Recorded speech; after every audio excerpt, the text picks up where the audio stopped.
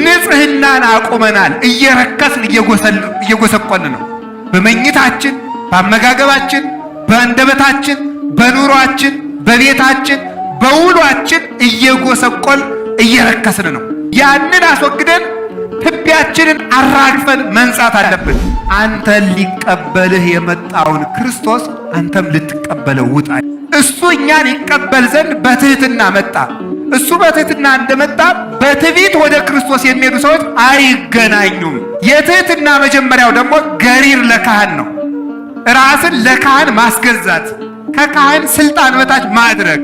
እሱ ራሱን ከዮሐንስ በታች ዝቅ አድርጎ እንደተጠመቀ አንተም ያለ ንስሐ አባት አልኖርም ብለህ ስትኖር ያን ጊዜ ክርስቶስን መሰልከውና ከሱ ጋር ያለውን መስመር ዘረጋን ማለት ነው።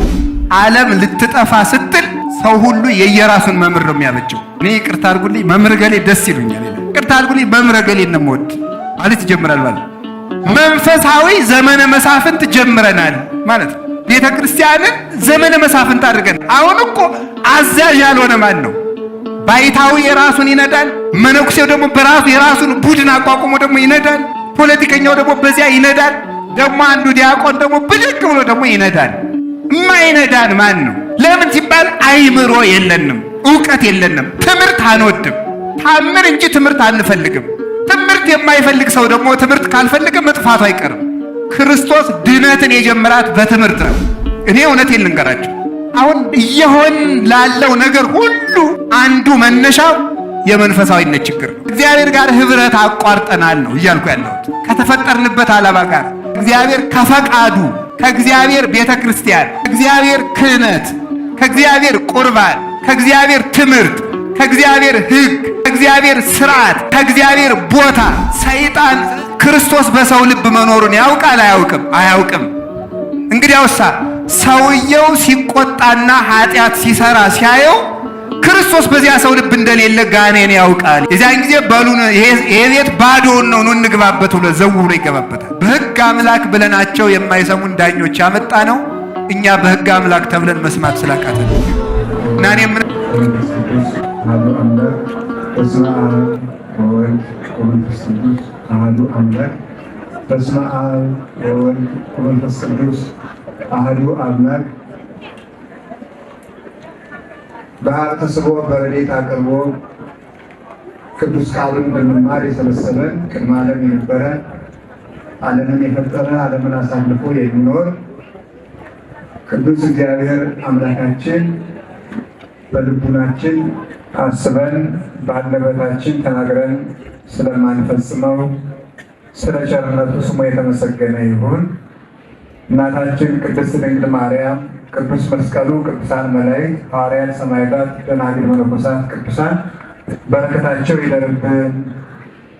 የተከበሩ አባታችን ሊቀ ኅሩያን ቆሞስ አባ ዮሴፍ ደስታ የሀገረ ስብከቱ ዋና ስራ አስኪያጅ፣ የተከበራችሁ ሊቃውንተ ቤተ ክርስቲያን፣ መምህራን፣ ካህናት፣ ዲያቆናት፣ የእግዚአብሔር ቤተሰቦች፣ አባቶች፣ እናቶች፣ ወንድሞች፣ እህቶች፣ ሕፃናት አንድ አምላክ በሚሆን በአብ በወልድ በመንፈስ ቅዱስ ስም እንደምን ዋላችሁ?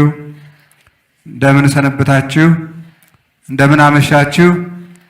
ኃጢአታችን ይቅር ብሎ እንድንሰባሰብ እንድንማር የፈቀደልን ፈጣሪ ዓለማት መጋቢ ዓለማት እግዚአብሔር ስሙ የተመሰገነ ይሁን። ላስተማሩን መምህራችን ቃለ ሕይወትን ያሰማልን። ቀጣይ ለምንማረው ደግሞ እግዚአብሔር ልቡናችንን ይክፈትልን። በእግዚአብሔር በወደደው ሰዓት ባለን ጊዜ ከኔ ጋር የምንቆይበት ነገር ርዕሱ ሰፊ ቢሆንም ግን ጠቅልዬ ለማየት እሞክራለሁ። ክርስቲያናዊ መንፈሳዊነት የሚል ርዕስ ይዘን እንማማራለን። እስኪ በሉ እንደገና በሉት፣ ሶስተኛም በሉት። ክርስቲያናዊ ምን መንፈሳዊነት። ለምንድን ነው እንደዚህ ያልነው? መንፈሳዊነቱን ክርስቲያናዊ የሚል የጨመርንበት ለምንድን ነው የሚል ጥያቄ ላንሳና መንፈሳዊነት በዓለም ዘንድ በዓለም ላይ እምነት በሌላቸውም ሰዎች ብዙ አይነት ምልከታ አለበት። እምነት የሌላቸው ወይም ደግሞ በዓለም ተማርን የሚሉ ሰዎች መንፈሳዊነትን በሁለት ይከፍሉታል። ሃይማኖታዊ መንፈሳዊነት ብለው ይከፍሉታል። እንዲሁ ደግሞ ዝም ብሎ መንፈሳዊነት አለ። ኢንዲቪዥዋል ነው የሚባለው በዚህኛው ቋንቋ። ግለሰባዊ የሆነ መንፈሳዊነት አለ። ሰው ሃይማኖት ኑሮት መንፈሳዊ ሊሆን ይችላል። መንፈሳዊ ለመሆን ግን ሃይማኖት የግድ አይደለም ብለው የሚያምኑ ሰዎች አሉ። ያንን ግለሰባዊ መንፈሳዊነት የሚሉትን በራሱ ደግሞ ብዙ ክፍል ይሰጡታል። ምን ይሉታል? ዕውቀታዊ መንፈሳዊነት አለ ይሉታል። ኢንተሌክቹዋል የሚሉት ማለት ነው። እንዲህ አይነት መንፈሳዊነት አለ ብለው ይናገራሉ። በእውቀት መመሰጥ ማለት ነው። እውቀትን ማዕከል ያደረገ መንፈሳዊነት፣ ሂዩማኒቲን ወይም ደግሞ ሰብአዊነትን መሰረት ያደረገ መንፈሳዊነት አለ። መንፈሳዊ ለመሆን ሃይማኖት የግድ ሊኖር አያስፈልግም፣ ሰው መሆን በቂ ነው የሚሉ ሰዎች ደግሞ አሉ። እንደገና ደግሞ ሚስቲካል በሆነ መንገድ ወይም ደግሞ የውስጥ መንፈሳዊነት የሚባል አለ። ማንም ሳያውቅልህ ማንም ሳትናገር ከቤት ቁጭ ብለህ መንፈሳዊ መሆን ትችላለህ የሚሉ ሰዎች ናቸው። ሌሎቹ ደግሞ መንፈሳዊነት ከሕግ ነፃ መሆንና ከመዋቅር መውጣት ነው። ከሃይማኖት መውጣት በራሱ መንፈሳዊነት ነው። ራስን መሆን ነው። ራስን ማወቅ ነው። ራስን ያወቀ ሰው መንፈሳዊ ነው። ስለዚህ አንተ ራስህ የፈለግከውን ነገር እውን ወደ ማድረግ እየሄድክ በዚያ ላይ ነፃነት ካለ አንተ መንፈሳዊ ነህ ብለው ይናገራሉ። ስለዚህ በእውቀት መንፈሳዊያን ሆን የሚሉ ሰዎች አሉ።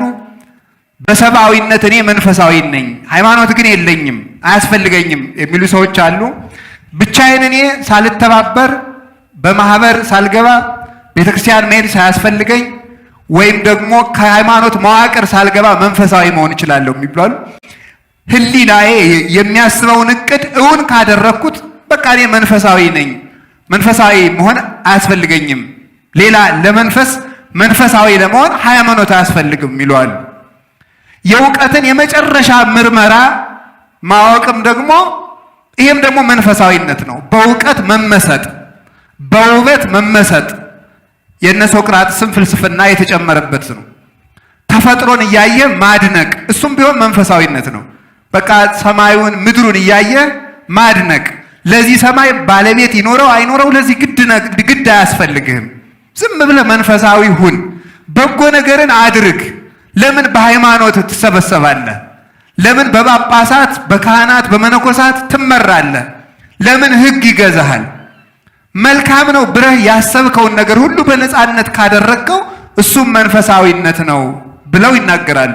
ስለዚህ ከሕግ ነፃ መሆን በራሱ መንፈሳዊነት ነው የሚሉ አሉ። ባጋንንት መንፈሳዊ የሚሆኑ ሰዎች አሉ። ቅድም መምህራችንም እንደነገሩን ማለት ነው። እንግዲህ ሰው በሁለት መንገድ ነው የሚበቃው ታውቃላችሁ አይደል? በተንኮል መብቃት ይችላል፣ በጽድቅ ደግሞ መብቃት ይችላል። ሰው በጽድቅ ሲበቃ አምላካ ለጽድቅ የሚባለው እግዚአብሔር ነው፣ የእውነት አምላኳ፣ እሱም ራሱ እውነት ነው።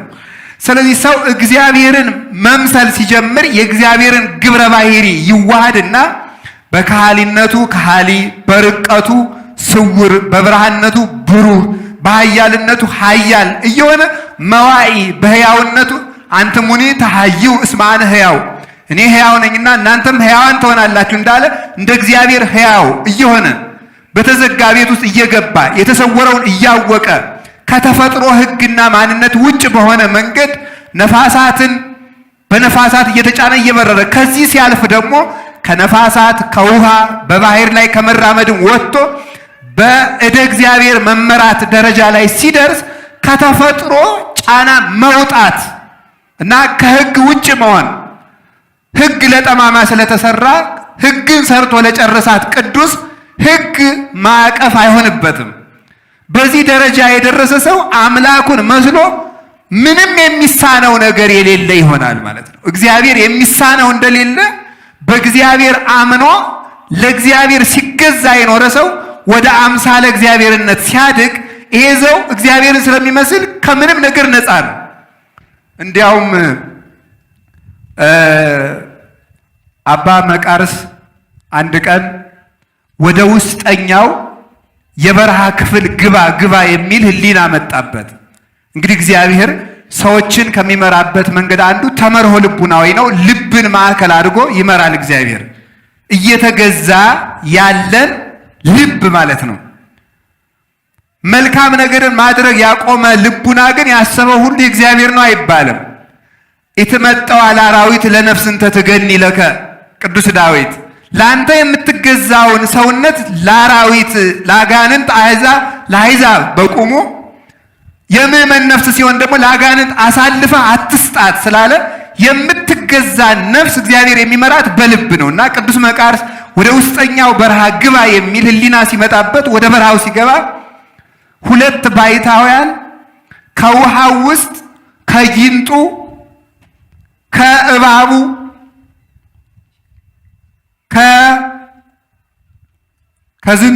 ከጊንጡ ከእባቡ ካዞ ካቃቂሩ ከእንደዚህ ያለ ሁሉ ጋር ተስማምተው ይዋኛሉ። እናንተ ምንድናችሁ? ፈራ። አይዞ አትፍራኛም እንዳንተ ሰው ነን አሉት። ለመሆኑ ፀሐይ እንደ ድሮዋ ትወጣለች አሉት። ነፋሳት ይነፍሳሉ፣ ብርሃናት እንደ ድሮ እየተመላለሱ ነው አሉት። በዚህ ዓለም እየኖሩ ነው። እናንተ ምንድናችሁ አላቸው። እኛማ የእግዚአብሔርን ቸርነት ጥግ አድርገን የምንኖር ነው። አይበርዳችሁም? አይበርደንም። ልብሳችን እግዚአብሔር ነው፣ ሙቀታችን እግዚአብሔር ነው፣ ኑሯችን እግዚአብሔር ነው አሉት። እኔ እንድድን ምን ላድርግ ቢላቸው ከሆነልህ ከዚህ ባህር ግባና አንደኛ ለኃጢአትህ አልቅስ አሉት። ኧረ እኔ አይሆንልኝም አላቸው። ቅዱስ መቃርስ በቅቶ ለንጻሬ መላእክት ከደረሰ በኋላ ነው እንግዲያሳ ካልሆነልማ ከበዓት ገብተህ አልቅስ። አዚያ አባ መቃርስ ለልጆቹ መጥቶ ምን አላቸው? አንሰ እስከ ይእዜ ኢኮንኩ መነኮሰ አላ ርኢክዎሙ ለመነኮሳት። እኔ እስከ ዛሬ ድረስ መነኩሴ አይቼ መጥቻለሁ እንጂ መነኩሴ አይደለሁም ብሎ መለሰላቸው። እነዚያ ከተፈጥሮ ውጪ ሆነው ነው። አንድ ባይታዊ ወደ ምዕራብ ዙሮ ሲሰግድ አንዱ ሰው መጣና ኧረ እባክህ ወደ ምዕራብ ዙራ አትስገድ፣ ወደ ምስራቅ ዙራችሁ ጸልዩ ይላል መጽሐፍ አለው። ወንድሜ እኔ ያንተን ፀሐይ አላውቅልህም አለ። ያንተን ፀሐይ አላውቅልህም፣ የእኔ ፀሐይ አይወጣም አይገባም አለው። ያ ፀሐይ ማን ነው? ክርስቶስ ነው። ሲበቁ ቅዱሳን ከተፈጥሮ ውጪ ይሆናሉ። ልክ ሰው በቅድስና ሲበቃ እግዚአብሔርን እንደሚመስለው ሰው በተንኮል ሲበቃ ጋኔን ይመስላል ማለት ነው። እንደ አጋንንት ዋሾ። እንዲያውም ምን ይላል መሰላችሁ? እመቤታችን በቤተ መቅደስ ሳለች አይሁድ ተሰብስበው እንዲህ ያለች ጠላት ተነስታበናለች አጥፋልን ይሉት፣ አጠፋሏቸዋለሁ ዛሬ አለ። ሄዶ ጨብ ቢያደርግ 300 አጋንንት መጡለት። አጋንንቱ ምን እንዳሉ ታውቃላችሁ? እሱም የሚሳነኝ የለም ዛሬ ማርያምን አጥፍቻ አድራለሁ ነበር ያለ።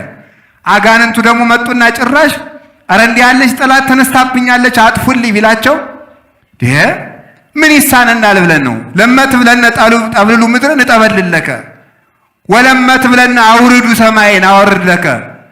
ሰማይንም እናወርደዋለን ምድርንም እንጠቀልለ። ከዚህ የባሰ ደግሞ ወደ እግዚአብሔር እኔ ከመገብር ነው የዝዞ እግዚአብሔርንም እንደ ባሪያ ነው የምናዘው አሉት። ይሄን ይዘው ሊቃውንቱ ምን ይላሉ? የዋሾ ልጅ ዋሾ ይላሉ። የእውነት ልጅ እውነት ነው። የእግዚአብሔር ሰዎች እግዚአብሔርን መስለው ይኖራሉ። የአጋንንት ልጆች ደግሞ አጋንንትን መስለው ይኖራሉ። ስለዚህ የአጋንንት ወዳጆች የሆኑና በአጋንንት የበቁ ሰዎች ፍጹም እሱን የመሰሉ በስጋ ስግዋን ሆነው በመንፈስ በአጋኔን መንፈስ የሆኑ ሰዎች ግን ቁጡ ናቸው፣ ጨካኞች ናቸው፣ ደም አፍሳሾች ናቸው። በክብራቸው ከመጡባቸው የማያጠፉት ሰው፣ የማይገሉት ሰው፣ የማይከሱት ሰው፣ ስም የማያጠፉት ሰው የላቸውም። ውሸታሞች ናቸው። የሚኖሩት የእግዚአብሔርን ክብር እየቀሙ ነው። እንደዚህ አይነት ሰዎች ምን ይባላሉ? በተንኮል የበቁ ይባላሉ። በተንኮል የበቁ። ስለዚህ ሰው መንፈሳዊ ነው ሲል ሰው በአጋንንት በመጽሐፈ ገነት እንዲህ የሚል መጽሐፍ ተጽፏል። ሰይጣን ከሰው ልብ ያለውን ያውቃል አያውቅም ተብሎ ሲጠየቅ አያውቅም። ሰይጣን ክርስቶስ በሰው ልብ መኖሩን ያውቃል አያውቅም? አያውቅም። እንግዲያውሳ ሰውየው ሲቆጣና ኃጢአት ሲሰራ ሲያየው ክርስቶስ በዚያ ሰው ልብ እንደሌለ ጋኔን ያውቃል ይላል። የዚያን ጊዜ በሉን ይሄ ቤት ባዶውን ነው ኑ እንግባበት ብሎ ዘው ብሎ ይገባበታል። ዘመዶቹን ሰብስቦ ማለት ነው። ኃጢአት፣ ክፋት ክርስቶስ በዚያ እንደሌለ ምስክር ነው። ትሕትና የሌለው ሰው፣ ቁጡ ሰው፣ ውሸታም ሰው፣ ገንዘብን የሚወድ ለክብሩ የሚጨነቅ ሰው፣ በሐሰት የሚመሰክር ሰዎች እንዲጠፉ የሚፈልግ ሰው ክርስቶስ በዚያ እንደሌለ ምስክር ነው።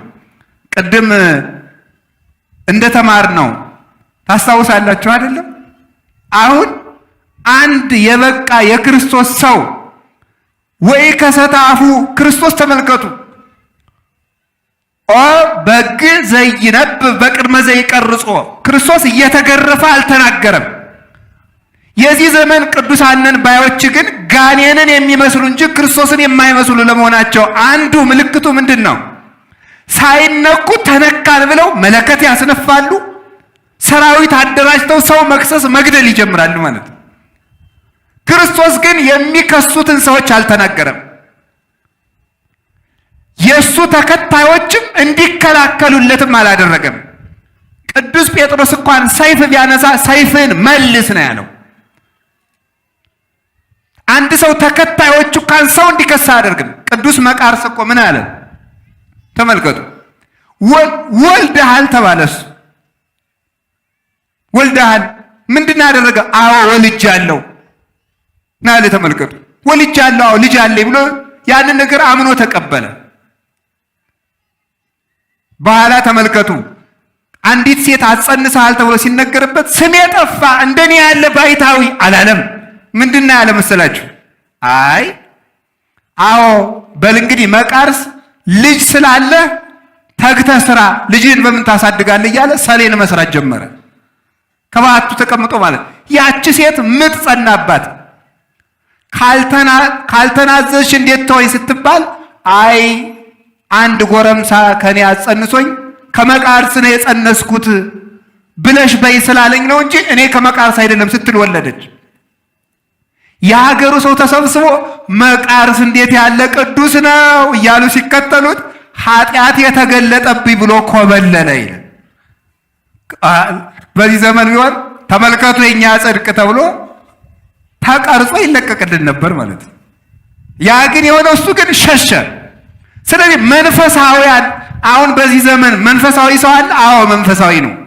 አንዳንዱ በእውቀቱ የሚመጻደቅ መንፈሳዊ፣ አንዳንድ ደግሞ ባጋንንት የበቃ መንፈሳዊ ጋኔናዊ ማለት ነው። መንፈስ እኮ ነፋስም መንፈስ ይባላል። እስመ መንፈስ ሀበ ፈቀደ ይነፍህ ወቃሎ ተሰምዕ ወባይቱ ተአምር ሀበይ ተመልከቱ ይመጽእ ሀበይ ያሐውር። መንፈስን ነፋስን መንፈስ ይለዋል ግዙ። አሁን ነፋሳዊ የሆነ ሰው መንፈሳዊ ይባላል ማለት ነው። ችኩል ሰው ማለት ማስተዋል የሌለው፣ ሲበላም የሚቸኩል፣ ሲጸልይም የሚቸኩል፣ ሲማርም የሚቸኩል፣ ሲያስቀድስም የሚቸኩል፣ መጽደቅንም በችኮላ ማድረግ የሚፈልግ፣ ሱባኤ ሊገባ የሚቸኩል፣ ለሁሉም ነገር ፈጥኖ መጨረስ የሚፈልግ ሰው ስር ሳይኖረው ያደገ ዛፍ ማለት ነው። ወሶበ ሰረቀ ፀሐይ መጽለወ በቃ እስመ አልቦ ስሩ ለመሬቱ እስመ አልቦ እመቅ ለመሬቱ ስር ሳይኖረው ሁሉንም አግበስብሶ መከራ የመጣ ሰዓት የሚጠወልቅ እንደዚህ ያለው ነው። በእውነቱ መንፈሳዊ ነፋሳዊ የሆነ ማለት ነው። ቸኩሎ የወጣ ቸኩሎ የተገለጠ ቸኩሎ የበቃ እንዲህ ያለ ችኩል ምንጊዜም ሀገር ያጠፋል። ከእንደዚህ ያለ መንፈሳዊነት እግዚአብሔር ይሰውረን። አጋንንታዊ መንፈሳዊነት ማለት ጋኔንን መምሰል ነው። ስለዚህ የኛ መንፈሳዊነት መለየት አለበት። የኛ መንፈሳዊነት ከዚህ ስለሚለይ ነው ክርስቲያናዊ መንፈሳዊነት ያልነው። መንፈሳዊነት የምንለው ለምንድን ነው? እሱን ከማየቴ በፊት ክርስቲያናዊ መንፈሳዊነት ማለት ረቂቃዊነት ነው። የኛ ሰውነት ሶስት ወገን ነው። ነፍስ፣ መንፈስና ስጋ የሚባል አካል አለን። ነፍስ፣ መንፈስ፣ ስጋ። ስጋ የሚባለው የምናየው ነው። ነፍስ የሚባለው መንፈስ የምትባለው ነፍስ ናት። ነፍስ የሚባለው ደግሞ ምንድን ነው ይሉታል አባቶቻችን? አይነ ህሊና ነው። አይነ ህሊና ነው። በፍጹም ህሊናከ ያለው ይሄንን ነው። በኩሉ ልብከ ልብከ ያለው ነፍስን ነው። ህሊናከ ያለው አይነ ነፍስ ነው። ስለዚህ ነፍስ የሚባለው አይነ ነፍስ ነው። መንፈስ የተባለችው መንፈስ ናት። ደማዊ ነፍስም እንደዚሁ ነፍስ ተብሎ ተጠርቷል። ስለዚህ አንድ ሰው መንፈሳዊ ሆነ ምን ማለት ነው ሲባል ተመልከቱ። መንፈሳዊ ሆነ ማለት ስሜት አለው ማለት አይደለም። ወይም ደግሞ እናንተ እንደምትሉት ሴንስፉል ሆነ ማለት አይደለም። ማሽተት ቻለ፣ መቅመስ ቻለ፣ መዳሰስ ቻለ፣ መራመድ ቻለ ማለት አይደለም። ስሜት ኖረው መጥላትና መውደድ ቻለ ማለት አይደለም። እሱ የነፍስ የስሜት ህዋሳት ናቸው። ዮሐንስ ዘደማስቆ እንደሚለው 5 የነፍስ የስሜት ህዋሳት አሉ። እነዚያ የስሜት ህዋሳት ምንድን ናቸው? ልክ ለዚህኛው ማሽተት እንዳለው ለነፍስም ማሽተት አላት። መስማት እንዳላት መስማት አለው። ጌታ ዘወን ሰሚዐ ለይስማ፣ ጆሮ ያለው ይስማ ያለው እንዴ ያስተምረው የነበረው ጆሮ የተቆረጠ ነው እንዴ? የልብ ጆሮ ማለት ነው። ታያላችሁ አታዩም፣ ኦር አዕይንቲሆሙ አይናቸው ታወረ ያለው ዮሐንስ 12 ላይ አይነ ነፍስ ነው። አይነ ነፍስ ነው። ሽባ የተባለ እደ ስጋ ነው፣ እደ ነፍስ አለ። ደራሲው ጼናወኒ ጼና ፍቅርኪ ከመ ጼና ምዑዝ ዕጣን ይላታል እመቤታችን። የፍቅርሽ መዓዛ ሸተተኝ ሲል የእመቤታችን የመዓዛዋ ፍቅር በዚህ አፍንጫ አይደለም። ነፍስ አፍንጫ አለው፣ ነፍስ አይን አለው፣ ነፍስ ጆሮ አለው፣ ነፍስ እጅ አለው። ወአርታ ገሪነ ውስተ ፍኖተ ሰላም፣ እግራችን ወደ ሰላም አቀና የሚለውን አበው ሲተረጉሙን እግረ ልቡናችንን ወደ ፍቅር ወደ ወንጌል አቀና ብለው ተርጉመውታል ማለት ነው። ልብ እግር አለው፣ ሽባ እግር፣ ሽባ ልብ አለ። የልቡ እግር ሽባ የሆነበት ካሰበው የማይደርስ የታሰረ እግር ካሰበው እንደማይደርስ ሁሉ ፍቅር ዓለም ያሰረው ልብ ከፍቅር እግዚአብሔር መድረስ ፈጽሞ አይቻለውም። ከእንደዚህ ያለው ነፃ የወጣ ግን ወደ እግዚአብሔር ይደርስ ዘንድ ይቻለዋል። ወደ ላይም ተመልከቱ። ንስር መብረር እንደሚቻለው መብረር የሚችለው ደግሞ ቀሊል ሕሊና ያለው ነው። ግዘፈ ዓለምን የናቀ ሰው በስረተ ሕሊና ይሰጠዋል። በቅጥነተ ሕሊና የሚያስብ ረቂቁን መረዳት የሚቻለ ወደ ሰማያዊ መኖር የሚቻለ መብረርም መመሰጥም ርዕይም ሰሚም ገሲስም ይሰጠዋል። ሰሚ መላእክትን መስማት እግዚአብሔርን መስማት፣ ርዕይ መላእክትን እግዚአብሔርን ማየት ይሰጠዋል። ተዋሂዶ ይሰጠዋል። እግዚአብሔር ይዋሃደዋል። ይሰማው የነበረውን እግዚአብሔር ያየዋል። ያየው የነበረውን እግዚአብሔር ይዋሃደዋል። እንዲህ ያለ ሰው እንዲህ ብሎ ለመናገር ይቻለዋል። ዘሰማይናሁ ወዘርኢናሁ ወዘገሰስናሁ፣ የሰማነው ሳይ ቃሉን ያየነው በቅቶ የዳሰስነው ተዋህደ ነው ማለት ነው። ስለ ክርስቶስ የምንመሰክርላችሁ የሰማነውን ቃሉን ያየነውን ግብር ገብተን ያረጋገጥነውን ስራ ሰርተን ያገኘነውን የዳሰስነውን ማለት የተዋህደውን ማለት ነው። እንዲህ ያለ ነው መንፈሳዊነት የሚባለው ማለት ነው። ከእንደዚህ ያለ ማዕቀፍ የወጣ ሰው መንፈሳዊ ይባላል። ስለዚህ ነፍስ ማሽተት መብላት ይህንን ኑሮ ብለነው ነው ወንድሞቼ የምንኖረው። ሁላችንም በደዚህ ነው። ምዕመናን ትሰማላችሁ አይደል? ነው እየሰማችሁ ነው? የሰማችሁ ነው? መሰረታዊ ፍላጎቶች የሚባሉ ምን ምን ናቸው? በሉ ንገሩ እስኪ ሁላችሁ አንድ ጊዜ። ምግብ፣ ልብስ፣ መጠለያ። ይሄ አይደለም መሰረታዊ ፍላጎት። መንፈሳዊ አይደለንም የምለው ለዚህ ነው። ይሄ እናንተም እንደምትሉት ፊዚዮሎጂካል ኒድስ ይባላሉ። ሰው ዝም ብሎ ስጋ ስለሆነ የሚያስፈልገው ነው ሰው። ስለዚህ ጸልዮ እንጀራ ቢያገኝ፣ ጸልዮ ልብስ ቢያገኝ፣ ጸልዮ ቤት ቢያገኝ መንፈሳዊነት አይደለም። መንፈሳዊነት የሚባለው ቅድም ካልኳችሁ ፊዚዮሎጂካል ከሚባለው ለአውሬ ለጅብ ከሚያስፈልገው በላይ፣ ለአሳማ ከሚያስፈልገው በላይ፣ ለአንበሳ ከሚያስፈልገው በላይ ኢነር ማን ለሚባለው ለውስጠኛው ሕሊና የሚያስፈልገው ነው። ያን ያስረገጠ ሰው መንፈሳዊ ይባላል። መንፈሳዊ ማለት ስለዚህ ምን ማለት ነው? ነፍሳዊ ሰው ማለት ነው። ነፍሳዊ ሰው ለነፍስ ያስብላታለሁና ልቤን አዳምጣለሁ ያለ ሰው ሁሉ ደግሞ መንፈሳዊ አይባልም። ነፍሱ ደግሞ በመንፈሳዊ አካል የምትመራ ስትሆን ነው። ያ መንፈሳዊ አካል ማን ነው? እግዚአብሔር ነው። ስጋው በስጋ እንደሚመራ መንፈሱ በመንፈስ ይመራል። ስጋው በዚህ በስጋ አቅጣጫ ይሄዳል፣ በስጋ ጥላ ያርፋል፣ በስጋ ቤት ይተኛል፣ የስጋ ውሃ ይጠጣል፣ የስጋ እንጀራ ይበላል። ይህንን ነፍስና ስጋውን ያመጣጠሰ ነው። ስለዚህ መንፈሳዊ ነው የሚባለው አንድ ሰው ስጋው ለነፍሱ ገሪር ሲኖራት ነው፣ መገዛት። ቅዱስ ያሬድ በጾመ ድጓው ናግርሮ ለስጋ ነው ያለው። ስጋችን ለነፍሳችን እናስገዛው ያለው ነው። ነፍስ በስጋ ላይ ትሰልጥን ማለቱ ነው። ትሰልጥን መሰልጠን የተቻላት እንዲህ ያለው ሰው መንፈሳዊ ሰው ይባላል። እስኪ መንፈሳዊ በሉ። መንፈሳዊ ማለት ስጋውን ለህሊናው፣ ህሊናውን ለነፍሱ፣ ነፍሱን መንፈስ ለሆነው ለእግዚአብሔር ያስገዛ ሰው መንፈሳዊ ይባላል። እስመ እግዚአብሔር መንፈስ ውእቱ፣ እግዚአብሔር መንፈስ ነውና ስጋውን ለህሊናው፣ ህሊናውን ለነፍሱ፣ ነፍሱን ለስጋው። ስጋችን ለህሊናችን እንዳይገዛ ህሊናችን ዕውቀት የለውም። ህሊናችን የሚያበሩ ነገሮች አሉ። ስለሚዘገይ እንግዲህ ሌላ ጊዜ እንማማረዋለን። ልተው እዚህ ላይ ህሊናን የሚያበራ ነገር አለ። ህሊናችን ዕውቀት የለውም። ዕውቀት ስለሌለን ሁለት ሰዎች ይበጠብጡናል። በዚህ ዘመን እኔ ሁለት አይነት ንግግር የሚናገሩ ሰዎች ይገንቁኛል። ጥናቶች እንዳረጋግጡት የሚሉ ሰዎችና ሊቃውንተ ቤተክርስቲያን እንዳሉት የሚሉ ሰዎች ማለት ነው። ጥናቶች እንዳረጋገጡት ብሎ ያወራል። ማን ያጠናው ብሎ የሚጠይቅ ስለሌለ ደፍቶብን ይሄዳል። ሊቃውንተ ቤተክርስቲያን እንዳሉት ይላል። እነማን ሊቃውንተ ቤተክርስቲያን እንዳሉት የሚለው አይገለጥም በእውነቱ ማለት ነው።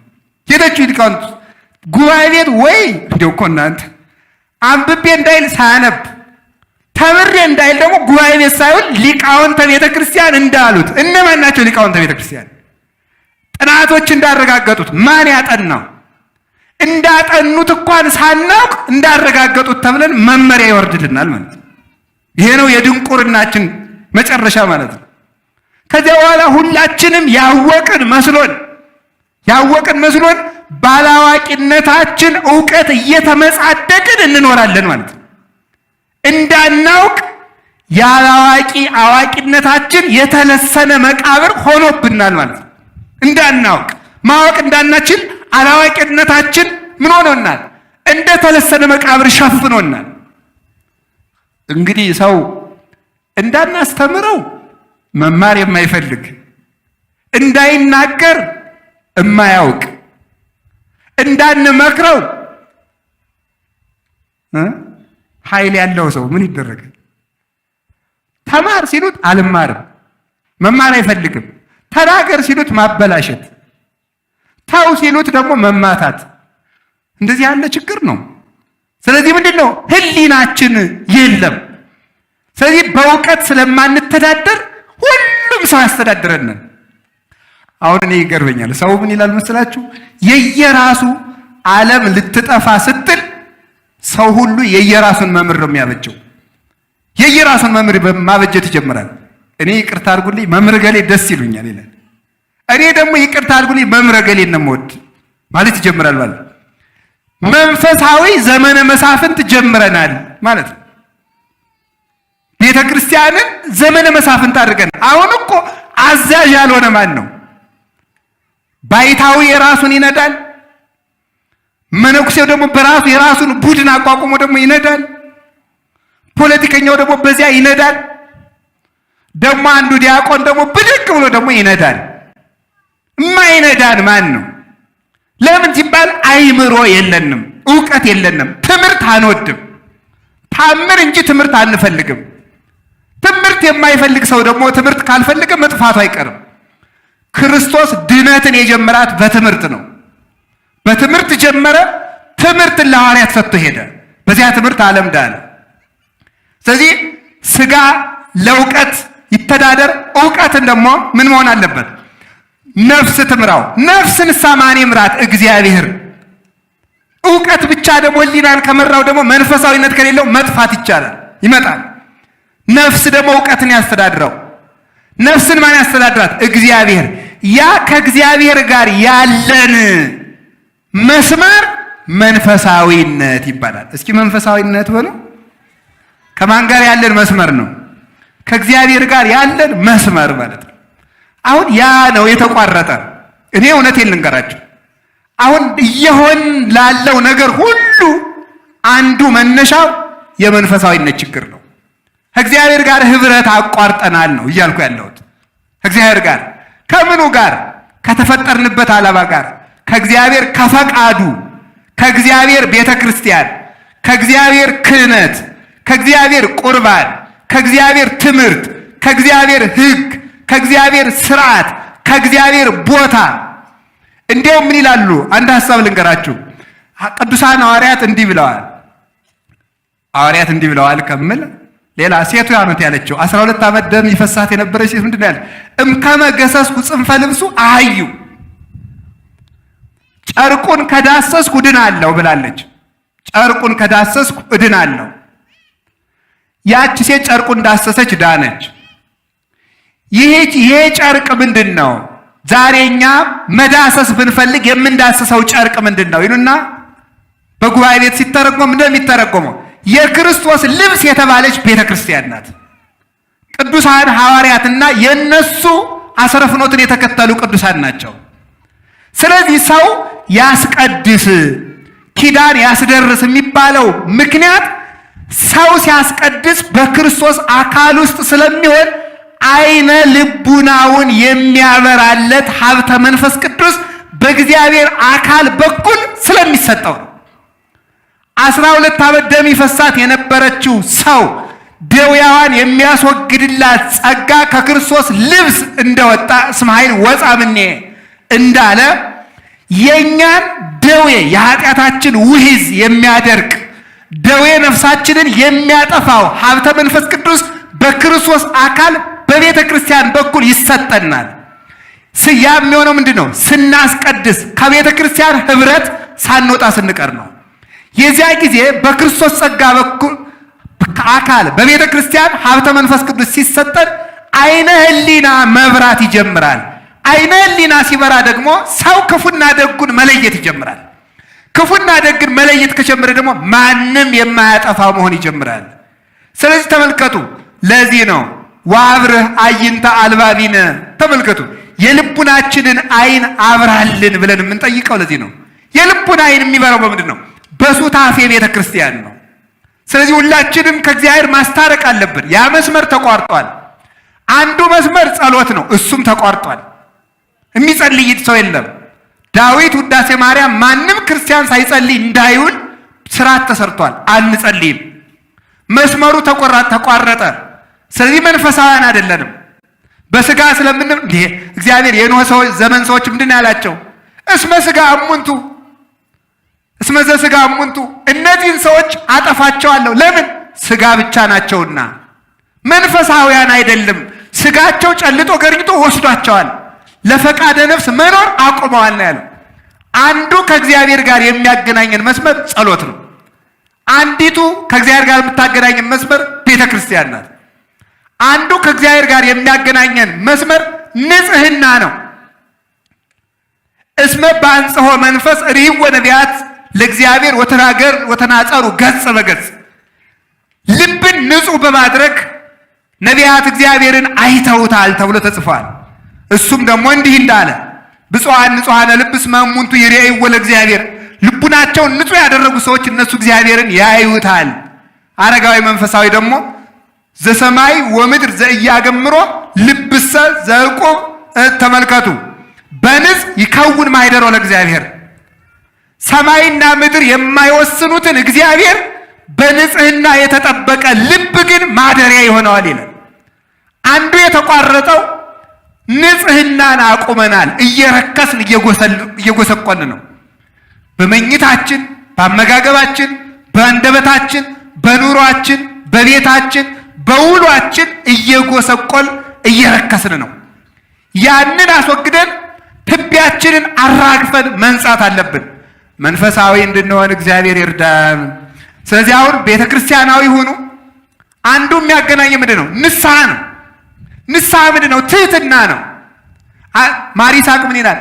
አንተን ሊቀበልህ የመጣውን ክርስቶስ አንተም ልትቀበለው ውጣ ይላል። በምንድን ነው የምንቀበለው? እሱ እኛን ይቀበል ዘንድ በትህትና መጣ። እሱ በትህትና እንደመጣ በትዕቢት ወደ ክርስቶስ የሚሄዱ ሰዎች አይገናኙም። እሱ የመጣ በትህትና ነውና፣ የትህትና መጀመሪያው ደግሞ ገሪር ለካህን ነው። ራስን ለካህን ማስገዛት፣ ከካህን ስልጣን በታች ማድረግ። እሱ ራሱን ከዮሐንስ በታች ዝቅ አድርጎ እንደተጠመቀ አንተም ያለ ንስሐ አባት አልኖርም ብለህ ስትኖር ያን ጊዜ ክርስቶስን መሰልከውና ከሱ ጋር ያለውን መስመር ዘረጋን ማለት ነው። ይሄ እንደሆነ መንፈሳዊ እንሆናለን አላችሁ ክርስቲያኖች። ላሳጥረው እንዳይመሽባችሁ።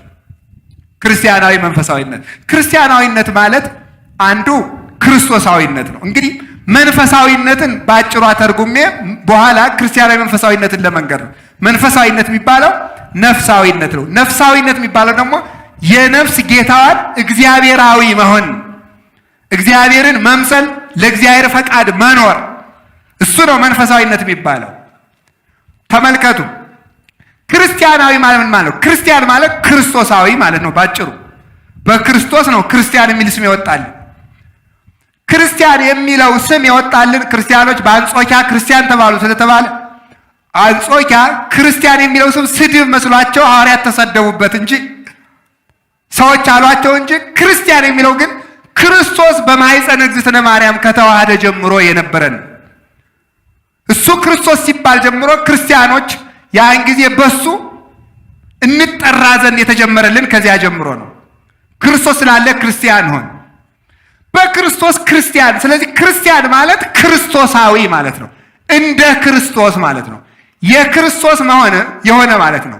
ለክርስቶስ የሚኖር ማለት ነው። በክርስቶስ የሚኖር ማለት ነው። ይሄ ክርስቲያን ነው። ክርስቲያን ማለት ይሄን እንግዲህ አሁን ይህንን ጉባኤ ካዘጋጁት ወንድሞቻችን አንዱ ክርስቲያን ህብረት አይደል?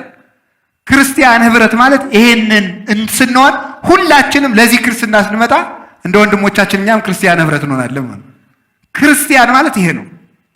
እንደ ክርስቶስ ያለ ማለት ነው። ምንድን ነው ክርስቶስ?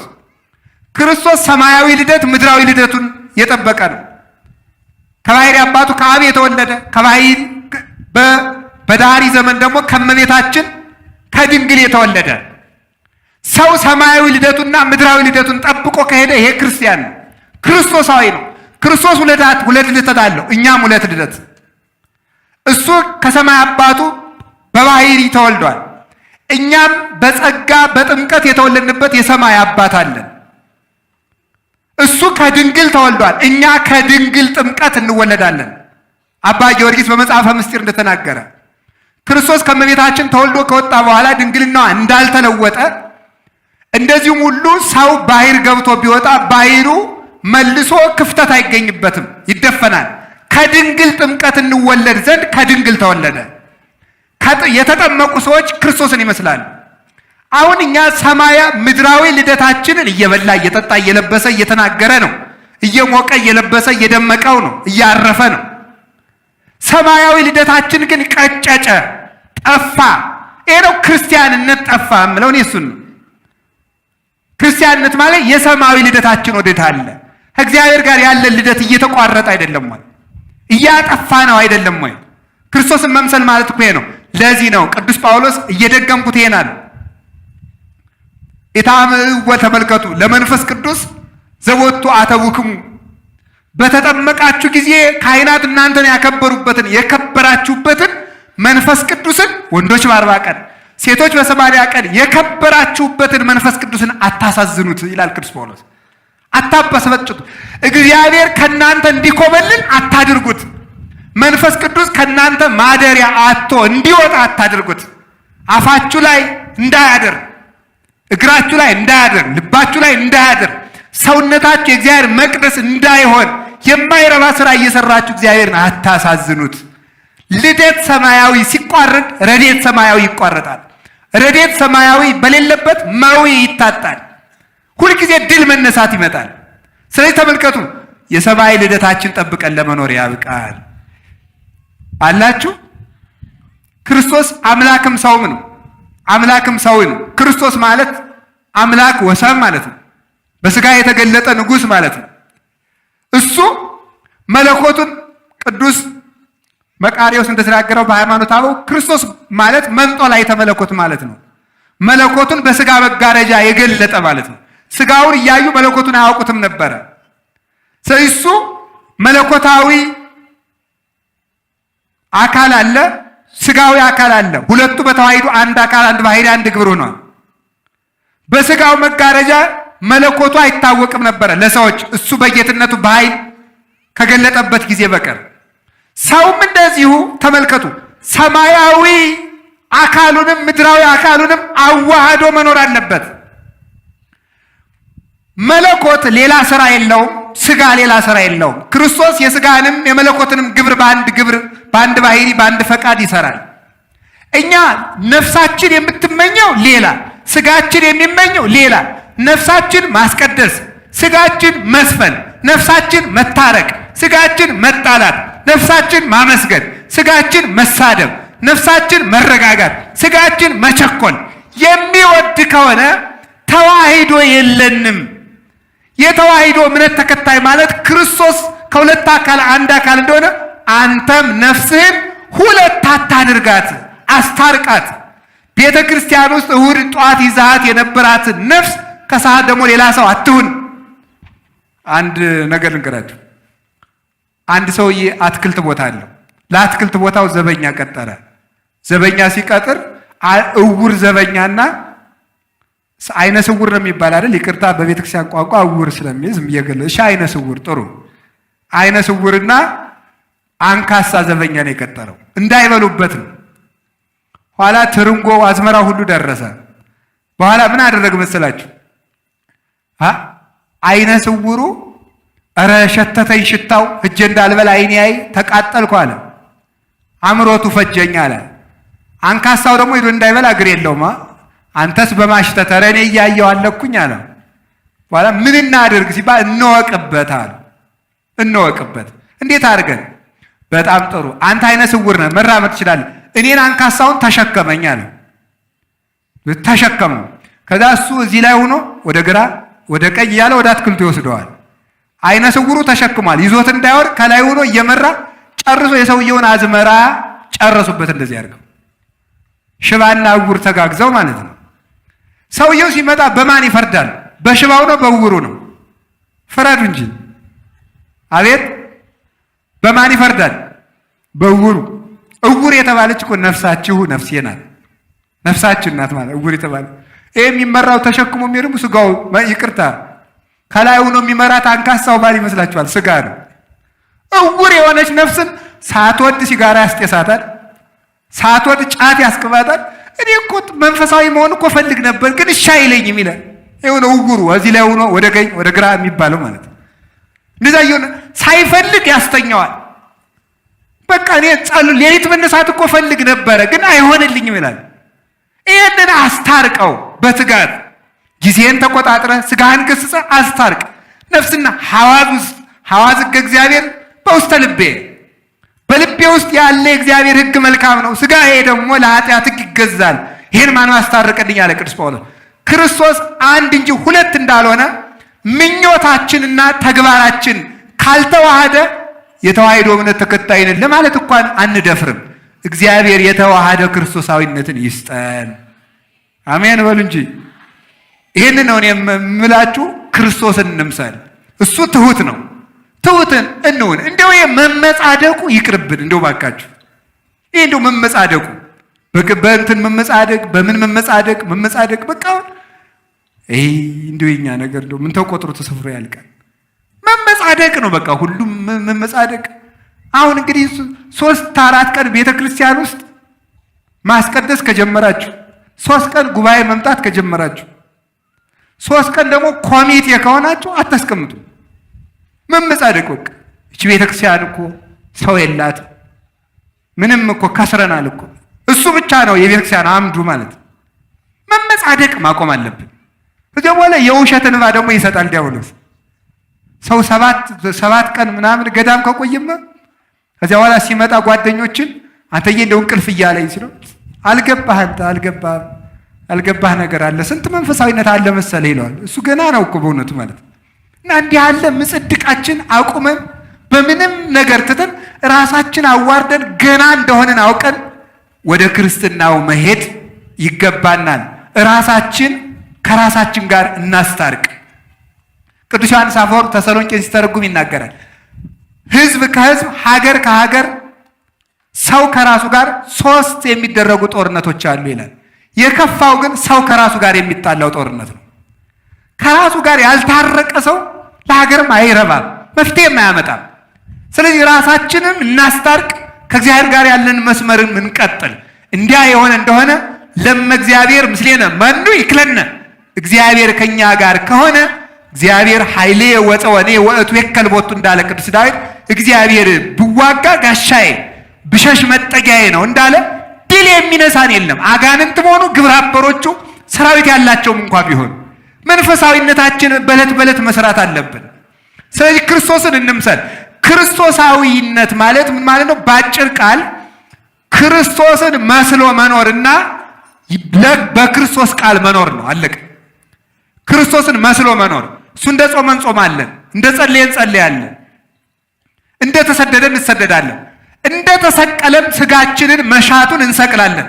በጾም በጸሎት በስግደት ስጋ የሚፈልገውን ነገር እኮ አልሰጥም የምንለው ኦርቶዶክሳዊ ተዋሕዶ ቤተክርስቲያን ለስጋ ብዙ ፈቃድ የማትሰጥበት ከ365ቱ ቀን የበዛውን ለጾም የምታደርገው ከክርስቶስ ጋር ስጋ መሻቱን ይሰቅል ዘንድ ነው።